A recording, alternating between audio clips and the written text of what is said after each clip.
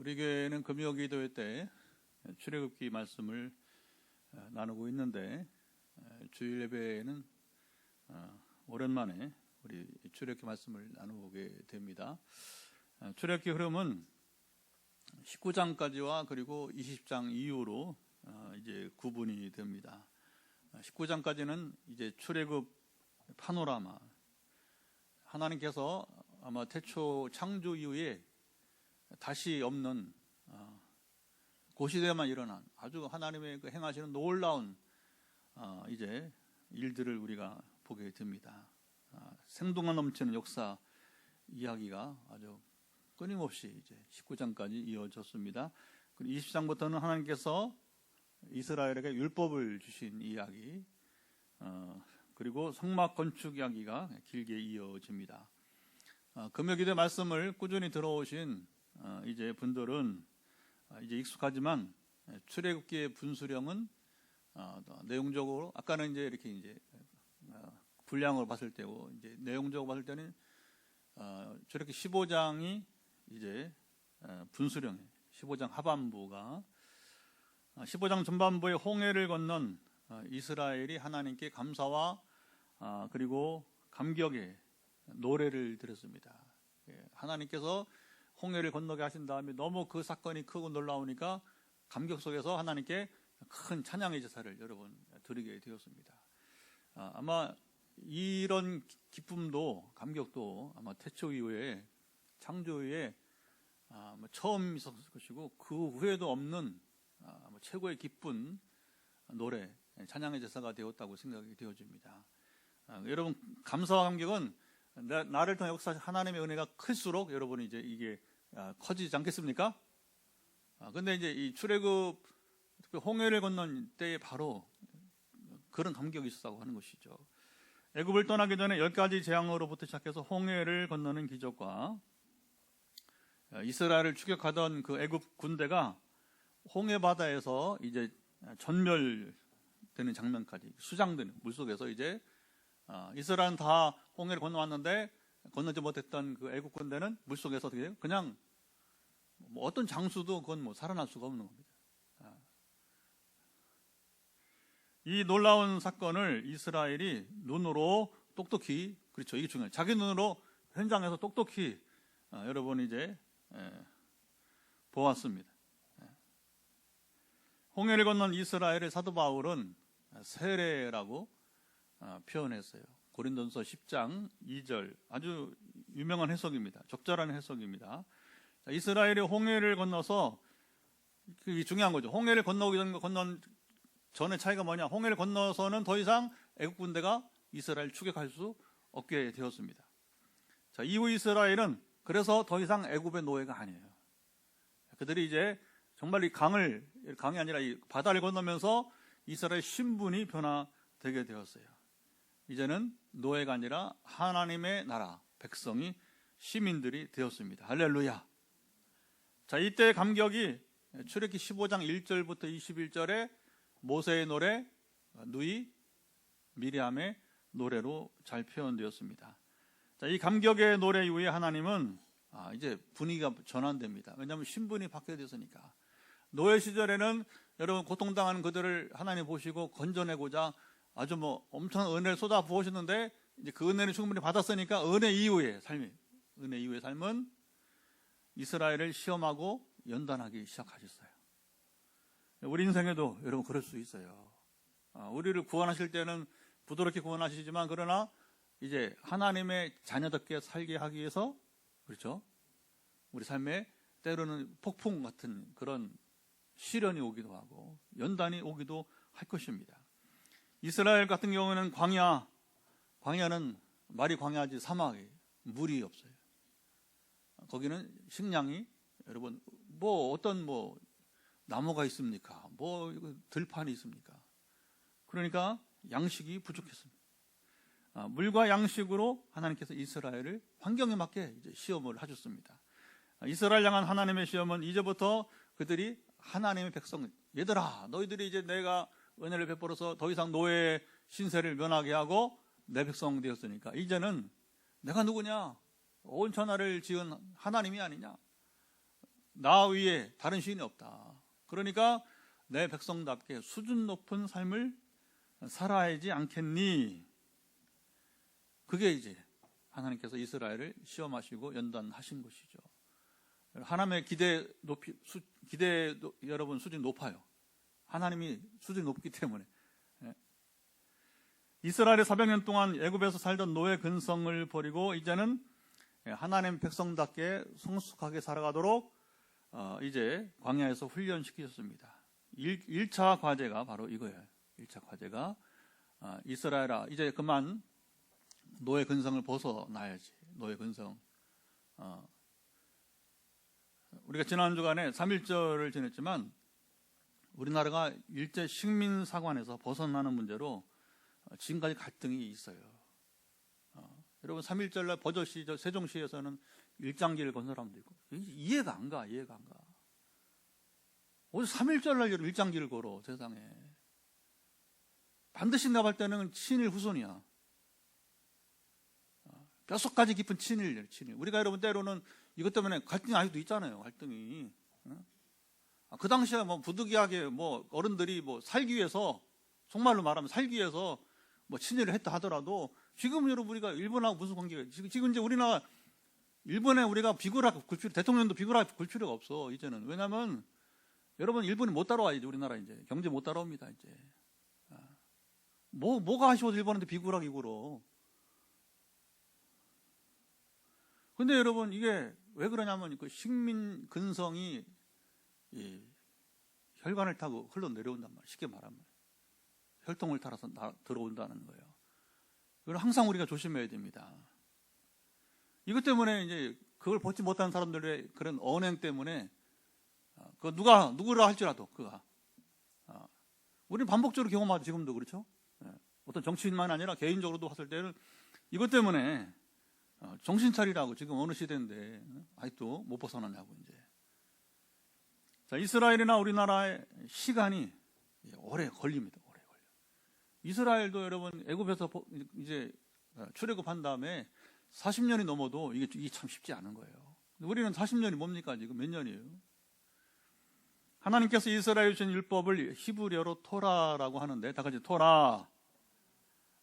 가르침이란 teaching, 가르침이란 뜻입니다. 홍해를 건넌 이스라엘이 신분이 바뀌어서 하나님의 백성이 되었다고 했죠. 그래서 하나님 백성답게 살아가도록 가르치신 하나님이 친히 가르쳐주신 법도 율법입니다. 토라는 총 613개로 되어 있습니다. 하라는 명령이 248개, 하지 말라는 명령이 365개입니다. 하나님께서 하라는 명령, 긍정적인 명령에 순종하기만 하면 이스라엘이 자연스럽게 하나님의 백성답게 수준 높은 삶을 살아갈 수 있는 거예요. 하지 말라는 대로 그냥 그대로 단순하게 순종하면 역시 이스라엘이 하나님의 백성답게 수준 높은 여러분 자유의 삶을 누릴 수 있게 되었던 거예요. 자, 이렇게 단순하게 토라의 명령에 순종하기만 하면 되었는데 질문, 이스라엘이 토라를 따라서 잘 살았을까요? 자, 오늘 본문에는 모두 하지 말라는 부정적인 명령이 나타납니다. 오늘 4절 말씀이건 4절 율법이 다 하지 말라는 거예요. 여러 명령 가운데 오늘 본문에서 첫 번째 명령이 이방 나그네를 압제하지 말라. 하나님께서 이스라엘에게 명령하셨습니다. 왜 하나님께서 여러 명령 가운데 이방 나그네를 압제하지 말라 그렇게 말씀하셨을까요? 하나님이 이스라엘에 주신 토라 율법에는 하라고 하는 명령보다는 하지 말라는 명령이 훨씬 많습니다. 하지 말라는 것은 궁극적으로 하나님께서 하나님을 모르고 타종교 생활하는 자들, 우상숭배하는, 옛날로 말하면 이제 우상숭배하는 자들의 행위를 본받지 말라는 말씀입니다. 그들보다는 이스라엘이 반드시 나아야 된다는 하나님의 기대감이 여러분 담겨 있습니다. 여러분 하나님께서 그냥 즉흥적으로 주신 말씀이 아니에요. 이 토라 율법은 완전한 지식과 완전 인격을 갖춘 하나님께서 이스라엘에게 정말 수준 높은 삶을 기대하면서 그들에게 이제 살 것을 권하시게 된 것입니다. 하나님의 백성들이 이방인들과 하나님 모르는 이방 종교인들과 똑같이 살아서는 안 된다는 말씀이에요. 자, 오늘 본문에서는 첫째가 이방 나그네를 압제하지 말라고 하셨고요. 자, 23장에 보면 5가지를 하지 말라고 명령하셨습니다. 첫째, 거짓된 풍설, 소문을 퍼뜨리지 마라. 없는 소문 내지 말라는 거죠. 악인과 연합하여 위증하는 증인이 되지 마라. 다수를 따라 악을 행하지 마라. 여기 참 이게 또 말을 보면 다수를 따라서 이제 악을 행하지 마라. 송사의 다수를 따라 부당한 증언을 하지 마라. 가난한 자의 송사라고 해서 편벽되이 두둔하지 말라. 이 5가지 여러분이 이제 하지 말라는 걸 보게 되면 이렇게 요약할 수 있어요. 거짓, 하나님 미워하시는 거짓, 가짜, 위증, 다수를 따른 악. 이게 무섭습니다, 여러분. 사람들은 다수가 목사님 다수가 원하는데 그게 악이면 어떻게 할 거예요? 다수가 따른다는데 그게 여러분 잘못된 거예요. 누군가는 한 명은 아니오해야 되는 거예요. 그래야 그 민족이 살아. 그 나라가 살아. 그 가정이 삽니다. 그 교회가 살아갈 수 있습니다. 이게 중요한 거예요. 아니오할 수 있는 사람이 있는가, 이게.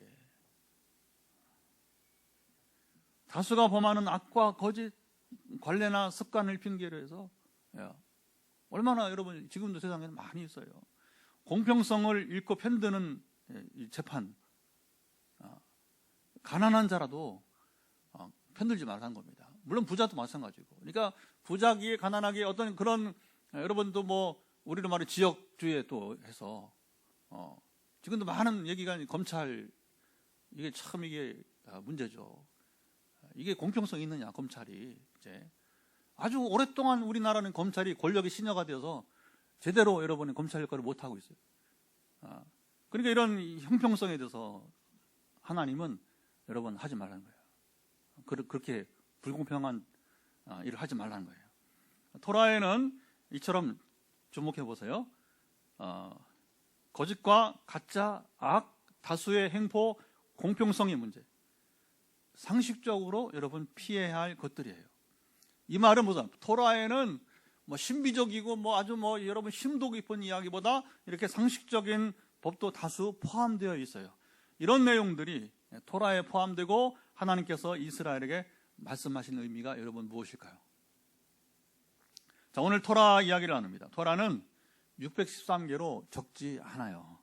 이것을 다 외울 수 있는 율법 선생님들, 그들조차도 다 여러분 외우지 못합니다. 우리가 기계가 아니잖아요. 컴퓨터는 단순하니까 용량으로 채우면 여러분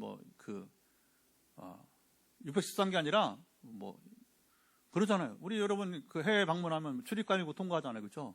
미국 인구가 얼마인데? 미국 인구가 4억이 넘는데, 그런데 여러분 그 4억 뿐입니까? 세계에 얼마나 많이 방문해요. 그래도 이 컴퓨터는 다 기억한단 말입니다. 컴퓨터는 여러분 몇십억 관계없어요. 컴퓨터는. 사람은 안 돼요. 기계가 아니기 때문에.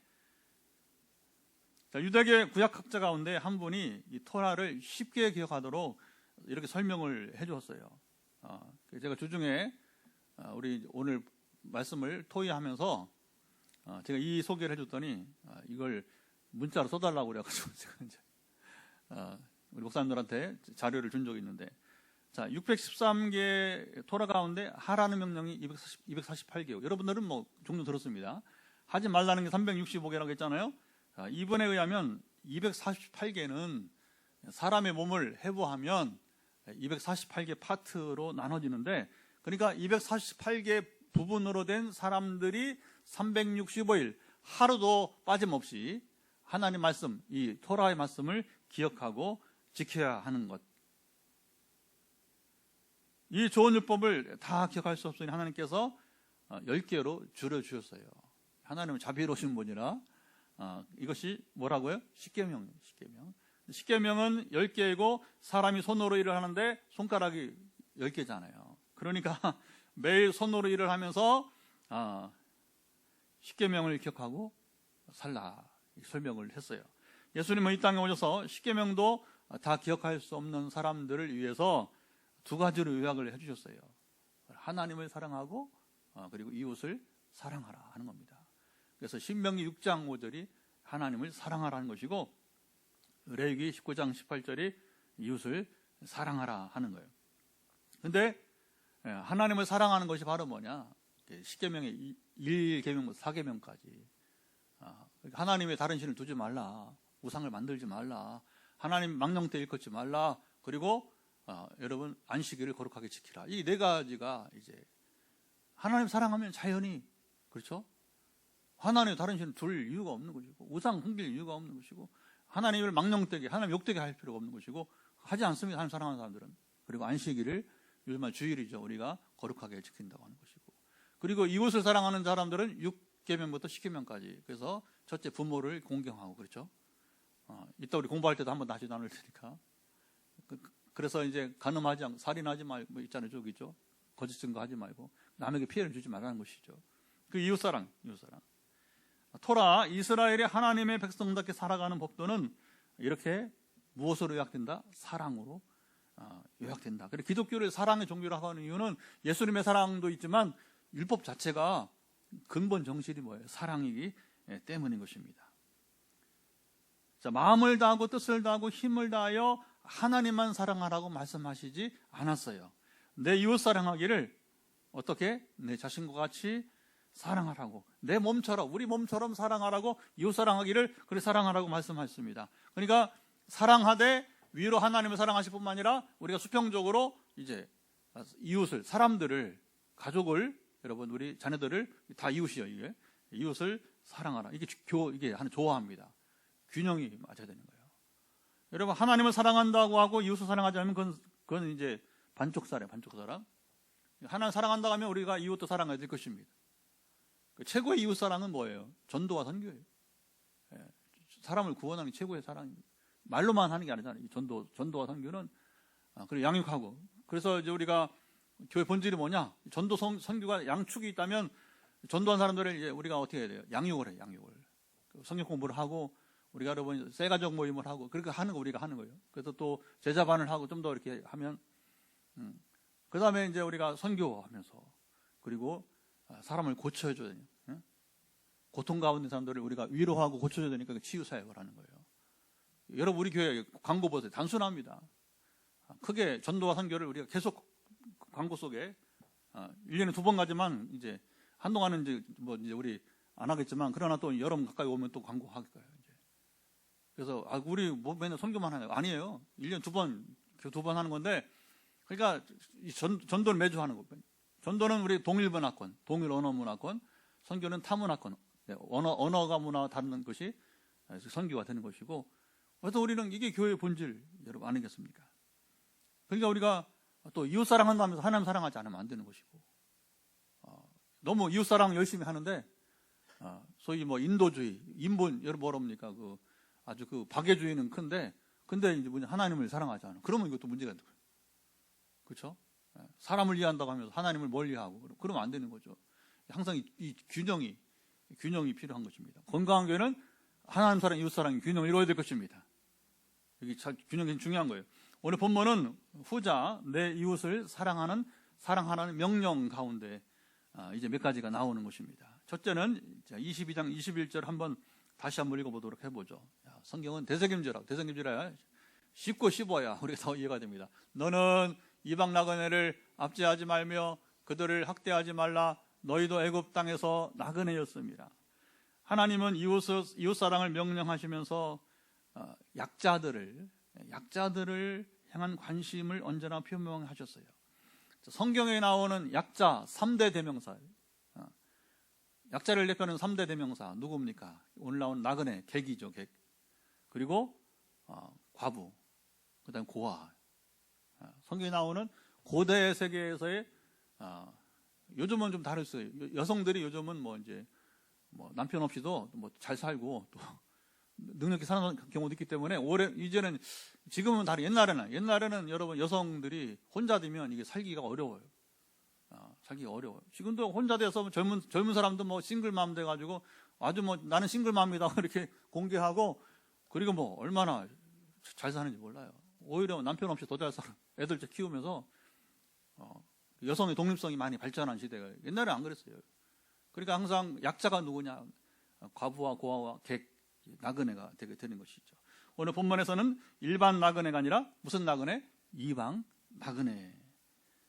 이제 압제하지 말라. 그들을 학대하지 말라. 이렇게 말씀하셨습니다. 하나님은 이 명령을 하시면서 뒤에 뭐라고 붙였어요? 다시 한번 띄워보세요. 그 22장 21절 보게 되면 뭐라고 하냐면 거기에 너희도 시작 너희도 애굽 땅에서 뭐였다? 너희도 그 땅에서는 애굽 땅에서는 너희도 이방 나그네였지 않느냐 하는 것이에요. 자, 이스라엘이 토라의 말씀을 듣고 순종해야 하는데, 자, 이게 중요합니다. 그냥 율법만 그냥 이렇게 여러분 법조문만 말씀하지 않는다는 거예요. 이 법조문을 말씀하시면서 하나님은 이스라엘이 먼저 이 사실을 기억하라고 말씀하셨어요. 이스라엘이 애굽의 노예에서 해방되고 하나님의 백성이 되었다는 사실입니다. 여러분, 이스라엘이 이 사실, 하나님께서 그들을 평생 가도 해방될 수 없는 애굽의 여러분 노예에서 해방시키시고 상상할 수 없는 하나님의 나라 백성 시민들이 되게 하신 이 은혜를 잊지 않으면, 이게 중요해요. 이 은혜를 잊지 않으면 너희들이 즐거이 토라 율법의 말씀을 듣고 배우고 그리고 순종할 수 있다는 의미인 것입니다. 자, 하나님은 우리의 자상하신 아버지시에요. 하나님은 자기의 사랑하는 백성들이요 또 자녀들인 이스라엘이 좀 더 쉽게 토라를, 수준 높은 삶이죠, 이 수준 높은 삶을 따라 살아갈 수 있게 하셨어요. 너희도 한때 이방 나그네의 삶을 살았지 않았느냐? 그러니 너희도 이방 나그네를 옛적을 생각해서 너희들의 그 고통스러운 시절을 생각해서 이제 그들의 서러움과 애환을 너희도 경험했으니 너희가 그렇게 하지 말라. 얼마나 여러분 인격적이에요. 얼마나 인격적이에요. 이스라엘이 핑계할 수 없게 하셨습니다. 여러분, 토라의 근본 정신은 사랑이에요. 사랑. 이스라엘이 약자인 이방 나그네를 돌보고 보호해 주기를 하나님이 원하셨어요. 이런 삶의 모습이 바로 뭐냐? 하나님의 백성다운 삶임을 이스라엘에게 가르쳐 주시게 된 거예요. 그 가르침이 바로 토라, 율법이 되는 것이죠. 율법은 세상 어느 법과 비교할 수 없이 아주 차원 높은 고등법, 수준이 높은 뭐 고등법이라고 해요. 이 법 체계에서. 그리고 이제 수준이 낮은 것을 하등법이라고 합니다. 성경은 여러분 이제 세상 어느 무슨 뭐 함무라비 법전이라고 옛날 바벨론 시대에 함무라비 법전하고 흔히 성경을 비교하기도 하는데 비교가 안 됩니다. 비교가 안 돼요. 물론 상식적인 선에서는 비슷한 것도 있지만 그러나 여러분 이 성경과는 비교가 안 되는 것이죠. 하나님은 이스라엘이 모든 거짓과 가짜, 다수 행포와 악, 편을 드는 재판까지도 피하라고 말씀하셨습니다. 하나님은 이런 것들을 미워하세요. 이런 것들은 하나님의 거룩하심과 충돌합니다. 여러분 주목해 보세요. 거짓과 그리고 부정함, 악 가운데 있는 사람들은 하나님을 절대 만나지 못합니다. 이런 것들을 버리고 떠나지 않고 하나님을 만나거나 기도응답을 여러분 기다린다면 하나님을 업신여기는 것입니다. 그게 갈라디아 6장 말 하나님을 업신여기는, 불경을 범하는 것입니다. 이게 충돌해요. 하나님은 거룩하신데 우리 속에 거짓이 있고 악이 있다. 남을 해치는 그런 여러분이 이제 악이 있다. 그러면 어떻게 합니까? 이게 하나님께 이룰 수 없는, 우리 마음이 하나님께 이룰 수 없어요. 왜냐하면 우리가 그런 사람은 하나님을 원하지도 않거니와 절대 기도가 될 수가 없습니다, 여러분. 그리고 하나님은 우리가 그동안에 이제 몇 차례 나눴지만 이사야든지 여러분 이제 누구든 관계없이 모세도 마찬가지고 부르실 때 어떻게 했어요? 입술을 지지거나, 그렇죠? 우리를 거룩하게 하신다. 우리를 먼저 깨끗하게 하신단 말입니다. 우리 죄를 먼저, 우리 속에 있는 모든 더러움을 제거하신 다음에 하나님께서 우리를 부르시고 사용하시는 거예요. 이게 중요합니다. 그리고 우리가 하나님의 은혜를 받아야 되는데 은혜만 받으면 안 되고, 은혜를 받으려면 뭐냐? 우리가 이런 걸 떠나야 돼요. 거짓에서, 악에서, 다른 사람을 괴롭히는 여러분 이런 그런 삶에서 철저하게 우리가 여러분 떠나야 된다고. 또 하나님은 떠나게 한 다음에 그리 만나 주시는 거예요. 그게. 예. 그것도 안 되면 억지로라도 회개를 시킵니다. 다윗이 회개하는 거 보세요. 기가 막힙니다. 그 뭐 잠깐만 없어요. 그 자리에서 다윗이 회개하잖아요. 이게 하나님 주시는 마음이에요. 은혜입니다. 최고의 은혜는 우리가 여러분 바로 이걸 뭐 잠시만 아니 내일 아니라 지금 당장 다윗처럼 무릎 꿇고 회개할 수 있는 최고의 은혜입니다. 아멘. 이게 가장 지혜로운 거예요. 솔로몬이가 안 되잖아. 두 번이나 하나님께서 경고를 주시면도 안 되잖아요. 억지로 안 되는 겁니다. 이게. 토라는 이처럼 상식을 벗어나지 않습니다. 자, 하나님 백성된 이스라엘, 하나님 은혜를 입은 이스라엘이 상식을 갖춘 민족이 되기를 하나님은 여러분 원하셨습니다. 아니, 이런 보통의 이 상식보다 훨씬 더 그 이상의 성숙한 모습으로 살기를 하나님은 원하셨어요. 이것이 이스라엘 향하신 바로 하나님의 기대입니다. 그 기대감이 표현된 게 바로 뭐냐? 토라, 율법이라고 하는 거예요. 자, 토라를 지키는 것은 잘못 이해하면 매우 무겁고 피곤하고 부담이 되는 것처럼 여러분 보입니다. 하지만 이렇게 생각하는 사람들은 하나님의 은혜, 복음을 아직 경험하고 누리지 못했기 때문입니다. 이스라엘과 같이 역사에서 보기 드문 하나님의 위대한 은혜를 경험한 이들은 또 그 후에들은 그러니까 하나님 뭐냐면 이제 출애굽 사건을 이렇게 행하시면서 대대에 이스라엘이 영원히 기억하도록 그렇게 절기를 지키라고 그래요. 그게 유기절, 그게 유월절, 무기절입니다. 절기를 지키면서 너희 조상들이 이렇게 하나님의 큰 은혜를 입은, 그러니까 세상에 이런 민족이 있느냐? 여러분 이제 모세는 마지막에 이제 그 신명기에 보면 그렇게 노래합니다. 너희 같은 민족이 어디 있느냐? 너희같이 행복한 사람들이 어디 있느냐? 복 있는 사람들이 어디 있느냐? 할렐루야. 사실 이스라엘처럼 여러분 행복한 복 있는 사람들이 어디 있어요, 그렇죠? 너희 같은 민족이 어디 있느냐? 모세가 마지막 죽기 전에 축복할 때 그 얘기를 합니다, 여러분. 이런 이스라엘이, 그 후손들이 하나님 신 율법을 흔쾌히 즐거이 순종하는 것이 마땅했습니다. 하나님은 이스라엘 이렇게 하도록 너희도 애굽 땅에서 나그네였음이라, 이렇게 여러분이 이제 말씀하셨어요. 우리도 복음, 그리스도의 은혜를 알고 누리기 전에는 신앙생활이 쉽지 않아요.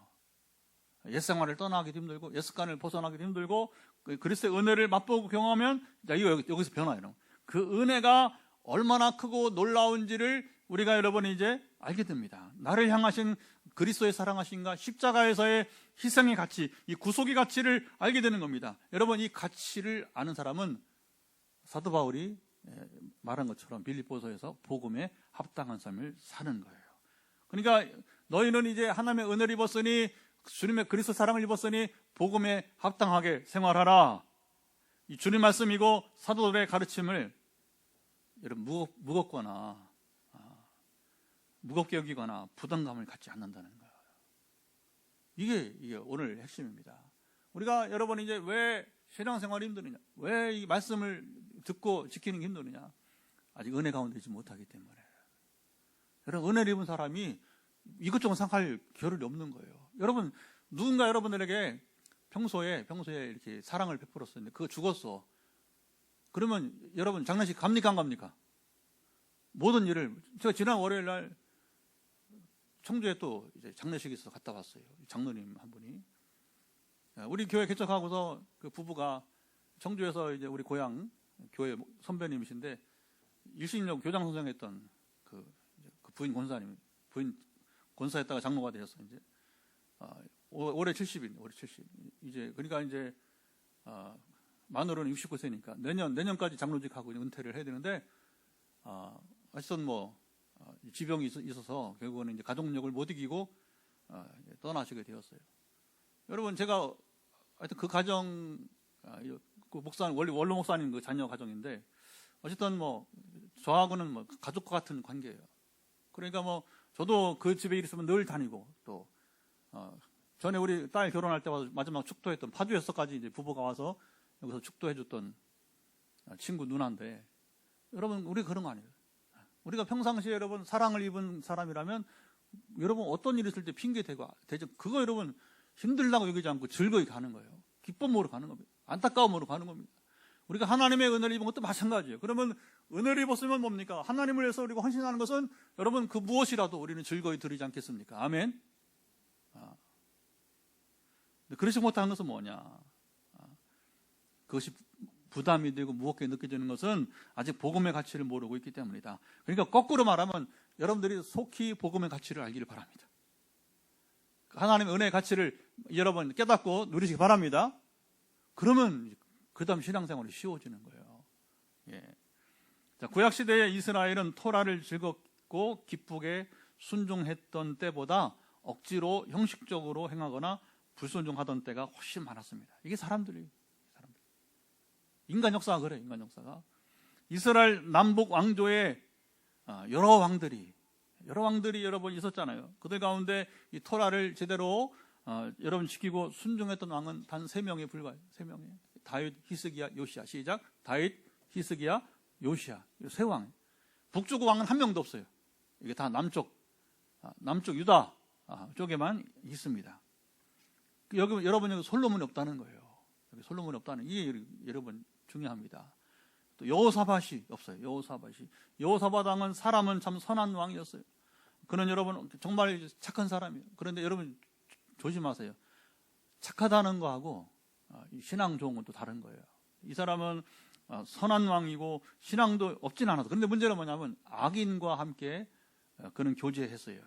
누가 악인이었어요? 당시 북이스라엘의 아하방과 하고 자녀들 혼인을 시키고 그리고 그 왕 전쟁에 나가서 죽을 뻔했어요.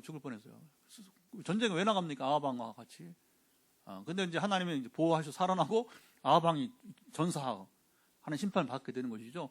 그러니까 이제 선지자가 뭐냐면 너는 왜 내가 미워하는 자와 함께 교제하느냐는 겁니다. 여러분 악인과 교제하면 안 됩니다. 우리가 뭐 여러분 관계가 풍요로워야지만 그러나 악인과 어울리지만 하나님 기뻐하지 않는 일이에요. 여러분 악인과 함께 하면 결국 여러분이 악을 행하게 돼 있어요. 악을 동조하게 돼 있어요. 그래서 우리가 누구를 응원하느냐, 여러분 누구랑 교제하는 굉장히 중요한 것 가운데 이제 하나가 되는 것이죠.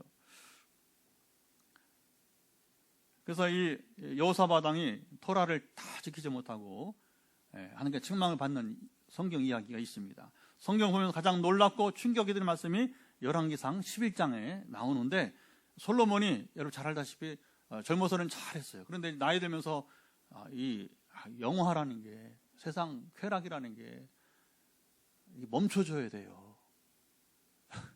이게 어느 때 멈춰줘야 돼. 그런데 사람이 그게 어려운가 봐요. 쾌락이라는 게. 그러니까 솔로몬의 실수는 이방 여인들과 여러분 나이 들었어도 젊은 여자 공주들 데려다가 결혼하고 하니까 그 여성들을 이겨낼 재간이 없는 거예요. 그러니까 우상 숭배를 여러분 이제 솔로몬 왕이 하기 시작합니다. 왜? 여자 때문에. 여러분 어느 남자가 여자를 못 이겨. 그건 이길 수가 없어. 여러분 그 여자 애교를 남자가 못 이긴단 말이에요. 그것도 아내가 하나가 아니고 젊은 여러분 공주들이 여럿이 있으니까 그러니까 이제 하나님께서 급기야 뭐냐면 아까 말한 경고를 주십니다. 솔로몬아 너 우상숭배 하지 마. 네가 지금 이방 결혼한 것도 문제가 되는데 너까지 너 우상숭배 할래? 하나님 경고를 2번이나 듣고도 순종하지 않았어요.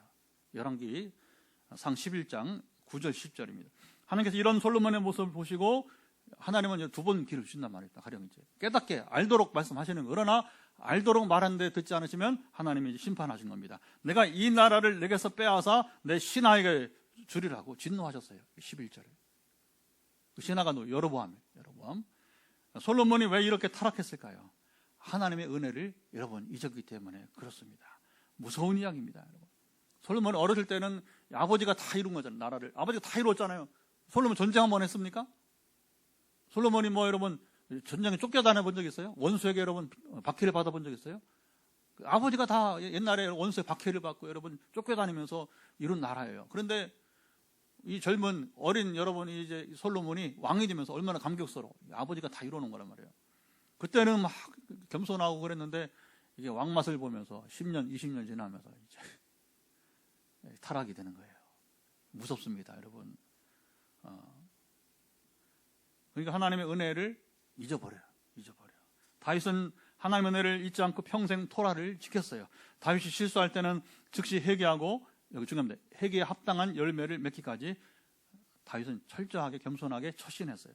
솔로몬은 아버지 이런 모습을 담지 못하고 말았습니다. 여러분, 솔로몬이 성군인 것은, 그가 여러분 이스라엘 대표하는 최고의 왕이 된 것은 뭐냐면, 그가 죄가 없었기 때문이 아니라 그가 죄를 지었을 때에 어떻게 처신했는지, 이게 중요한 겁니다. 왕이라도 선지자 앞에 무릎을 꿇고 죄를 인정하고, 그리고 하나님이 또 죄를 다 죄값을 치르게 했어요. 알잖아요. 그 파란만장한 여러분 다윗의 죄로 인해서 겪어야 했던, 왕이 된 이후에도 여러분 겪어야 했던 그 모진 세월을 알지 않습니까, 여러분?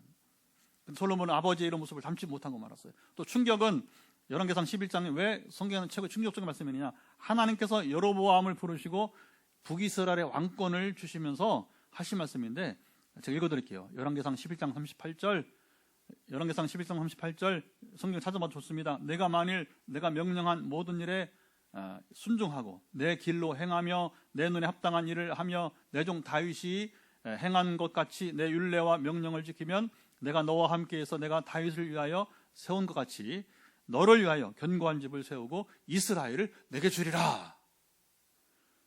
여러분, 솔로몬을 향하여 실망하신 하나님께서 여로보암 같은 사람에게도, 이게 중요합니다. 나중에 여로보암 뭐가 됩니까? 이게 악인의 대명사가 돼요.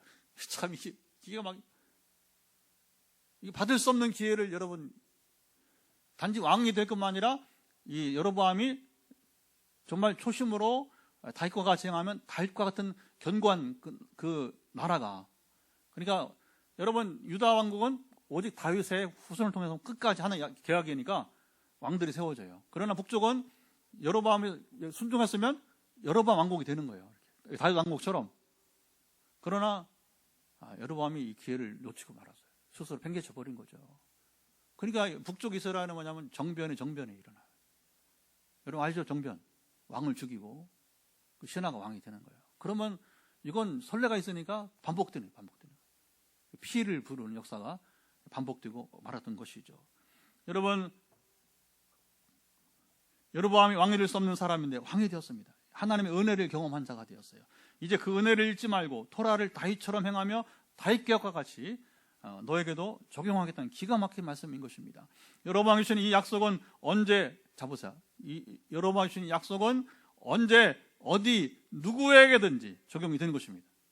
하나님께서 우리 모두에게 평등하게 기회를 주시는 사실을 이번에 이제 대표적으로 말씀하는 사례가 바로 이 말씀이에요. 제가 오늘 본문을 설교를 마치기 전에 제가 이 본문을 소개하는 것입니다. 하나님은 오늘도 하나님의 은혜를 경험하고 그의 말씀을 쫓아 순종하는 자를 여러분 찾습니다. 오늘 저와 여러분은 어떻습니까? 하나님께서 주는 기회를 놓치지 말고 순종할 수 있기를 바랍니다. 우리 다 같이 이 시간 일어나서 찬양하며 우리가 하나님 말씀에 순종하고 우리 가족들이 순종하고 우리 민족이 순종하도록 기도했으면 좋겠습니다. 그러면 우리가 지난주 3.1절도 지나고 3월을 맞이하고 우리가 국가를 해서 기도하고 사순절에 우리가 참 우리 또 구별된 시간을 또 보내는 시간들인데 우리의 삶이 여러분 하나님 기뻐하실 삶이 될 줄을 믿습니다. 자, 우리 찬송은 이 몸의 소망 무언가, 찬송가 앞에 불렀던 이 몸의 소망 무언가, 찬송 가사대로 우리가 여러분이 이제 또 우리 마음이 또 이제 변화되어지고 또 새롭게 되기를 바라겠습니다. 예.